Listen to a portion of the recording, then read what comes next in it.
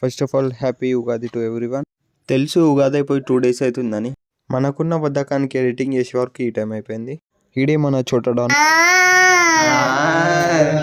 మనోడైతే నేను వీడియో తీస్తున్నానని అంటాడు గట్టిగా. చిన్న గ్యాప్లో బయటకు తీసుకెళ్తే బండి మీదే వండుకుండు. ఇక ఇంట్లో వచ్చే వరకు పూజలు ప్రసాదాలు అన్నీ అయిపోయినాయి. ఇక మన హారతి ఇచ్చే టైంకి మనోడే హారతి ఇస్తుండు. అది చూసి మా నాన్నమ్మ ఆడపిల్లల కన్నా నయ్యమంటుంది. ఏమని ఇబ్బగనుగురు ఇచ్చినది మంత్ర పుష్పములు సంపదలు కలగంగా మనకన్నా మన చిన్న పూజారి బెటర్ ఏమో. దీన్ని డొల్లు అంటాం మా తెలంగాణలో. Pure eco friendly.